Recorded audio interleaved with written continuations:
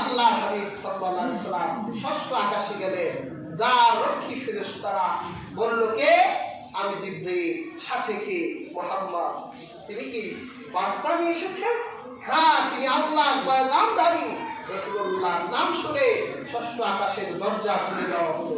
আল্লাহ রাসূল ষষ্ঠ আকাশে দেখলেন আল্লাহর কালাম হযরত মুসা বসে আছে। সুবহানাল্লাহ। আল্লাহ রাসূল মুসা নবীর সাথে কথা বললেন। আল্লাহর হাবিব যখন সপ্তম আকাশের দিকে আসবেন, দেখলেন হযরত মুসা নবী কেঁদে দিলেন। আল্লাহর হাবিব বলে, ভাই মুসা, আপনি কাঁদেন কেন? হযরত মুসা নবী বলে, আমি এই জন্যই কাঁদি, কারণ আমি জানতে পেরেছি আমার পরে এক যুবক নবী আসবে, যে নবীর জান্নাতি উম্মতের সংখ্যা আমার উম্মতের চেয়েও বেশি হবে। সুবহানাল্লাহ। হযরত মুসা নবীর যত উম্মত হবে, আমার রাহমাতুল লিল আলামিনের জান্নাতের উম্মতরাই তার থেকে বেশি। আরেক বর্ণনায় দেখলেন রাসূলুল্লাহ একটা বিশাল জামাত। রাসূল আশ্চর্য হলেন, জিবরীলকে বলল, এত বড় জামাত তো আমি কোনোদিন দেখি নাই। হযরত জিবরীল বলল, এরা মুসা নবীর জান্নাতি উম্মতরা। রাসূলুল্লাহর মনটা একটু খারাপ হলো। জিবরীল বলল, আপনি আকাশের দিকে তাকান। তাকিয়ে দেখলো এই জামাতের চেয়েও আরো কয়েকশো গুণ বড় একটা জামাত। জিবরীল বলল, জিজ্ঞেস করবেন না এরা কারা? এরা কারা? এরা আপনার জান্নাতি উম্মতেরা। সুবহানাল্লাহ। আর ৭০,০০০ উম্মত এখানে আল্লাহ রাখেনি নাই, যারা বিনা হিসেবে আল্লাহ জান্নাতে ঢুকবে। সুবহানাল্লাহ। রাসূলুল্লাহ মুসা নবীর সাথে দেখা করে সপ্তম আকাশের দ্বার প্রান্তে পৌঁছে গেলেন। রাসূলুল্লাহ বলা হলো, কে? আমি জিবরীল। সাথে কে? মুহাম্মদ। তিনি বার্তা নিয়ে এসেছেন? হ্যাঁ, তিনি আল্লাহর পয়গামকারী। রাসূলুল্লাহর নাম শুনে দরজা খুলে দেওয়া হলো। আল্লাহ রাসূল সপ্তম আকাশে গিয়ে দেখলেন আল্লাহর খলিল হযরত ইব্রাহিম নবী বসা। তিনি বাইতুল মামুদের একটা খুঁটির সাথে হেলান দিয়ে বসে আছে।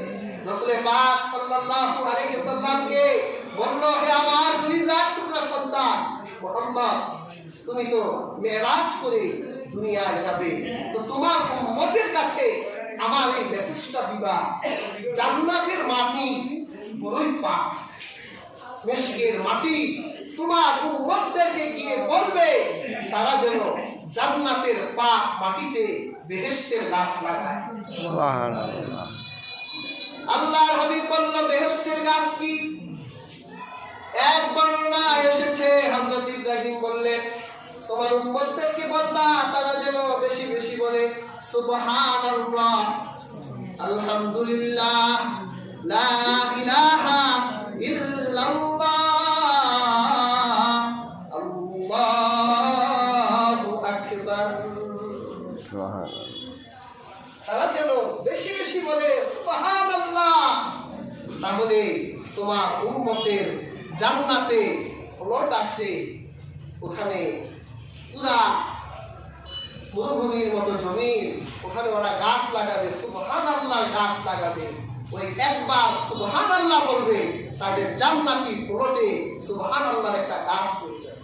সুবহানাল্লাহ। ওই গাছে তার নাম লেখা থাকবে সুবহানাল্লাহ।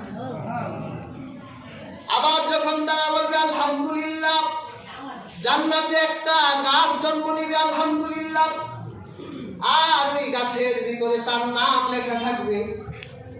হয়তো বিচারের দিন হিসাব নিকাশ হবে, হয়তো আপনি জাহান্নামে যাবেন। আমার আল্লাহ ফেরেশতাদের জিজ্ঞাসা করবে, ফেরেশতারা ওই যে একটা প্লটের ভিতরে সুবহানাল্লাহর গাছ দেখি, আলহামদুলিল্লাহ গাছ দেখি, লা ইলাহা ইল্লাল্লাহ গাছ দেখি, আবার আল্লাহু আকবারের গাছ দেখি, এই গাছের মালিক কই? ফেরেশতারা বলবে আল্লাহ প্লট আছে, বাগান আছে, কিন্তু বাগানের মালিক তো জাহান্নামের আগুনে দাও দাও করে জ্বলছে। নাউযুবিল্লাহ। আমার আল্লাহ হয়তো ফেরেশতাদের জিজ্ঞাসা করবে, ফেরেশতারা মালিক ছাড়া এই বাগান কি ভালো দেখায়? হয়তো ফেরেশতারা বলবে জাগে ফেরেশতারা যা, জাহান্নাম থেকে আমার নাম জপনেওয়ালা বান্দাটারে উঠা, তসলিম রূপে ঝর্ণার পানি দিয়ে গোসল দে, আর আমার সেই বান্দাকে তার বাগানে পৌঁছাই দে। কি বলে ফলে হতে পারে না, সেই জন্য বেশি বেশি আল্লাহর নাম জপবেন, সুবহানাল্লাহ বলবে, আলহামদুলিল্লাহ বলবে।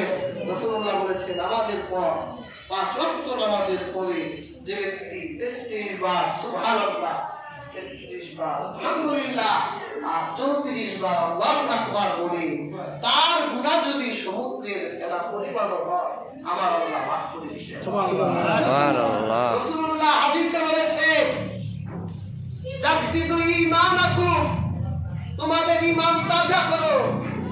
সাহাবীরা বলেছেন কাইফা নুজাদ্দিদু ঈমানানা ইয়া রাসূলুল্লাহ, হে আল্লাহর রাসূল ঈমান তাজা করে কিভাবে? তখন রাসূলুল্লাহ বলেছিলেন আকসিরু মিন যিকরি লা ইলাহা ইল্লাল্লাহ, তোমরা বেশি বেশি বলো লা ইলাহা ইল্লাল্লাহ, বেশি বেশি লা ইলাহা ইল্লাল্লাহ বললে ঈমান তাজা হয়। সুবহানাল্লাহ। তাহলে রাসূলুল্লাহ 7 আকাশে কতজন নবী দেখলেন? প্রথম আকাশে দেখলেন আদমকে, দ্বিতীয় আকাশে দেখলেন হযরত ঈসা এবং ইয়াহইয়াকে, তৃতীয় আকাশে দেখলেন হযরত ইউসুফকে। রাসূলুল্লাহ ইউসুফকে দেখে বলেছিলেন যে আমি আল্লাহ সবচেয়ে সুন্দর মানুষটাকে আমি দেখেছি। আল্লাহ পৃথিবীর অর্ধেক সৌন্দর্য হযরত ইউসুফের ভিতর ঢুকিয়েছিলেন, আর আমার রাসূল তো ইউসুফের থেকেও সুন্দর ছিলেন। যে মানুষ মানুষের বেদনায় কেঁদেছে না জীবন মদিনায়, সেই মানুষ যদি এত সুন্দর না জানি তাহলে তুমি কত সুন্দর, কত সুন্দর। আমার রাসূল যদি এত সুন্দর হয়, আমার আল্লাহ না জানি কত সুন্দর। আর চতুর্থ আকাশে হযরত ইউসুফকে, হযরত ইদ্রিসকে দেখেছিলেন, পঞ্চম আকাশে হযরত হারুন, ষষ্ঠ আকাশে হযরত মুসা এবং সপ্তম আকাশে হযরত ইব্রাহিমকে রাসূলুল্লাহ দেখেছিলেন। এই পর্যন্ত বুখারী মুসলিমে যত হাদিস আছে সমস্ত হাদিস একেবারে সহিহ। সুবহানাল্লাহ। আবার আগামী জুমাতে ধারাবাহিক আলোচনা করব। আল্লাহ সুবহানাহু ওয়া তাআলা আমাদের প্রত্যেককে তৌফিক দান করুন।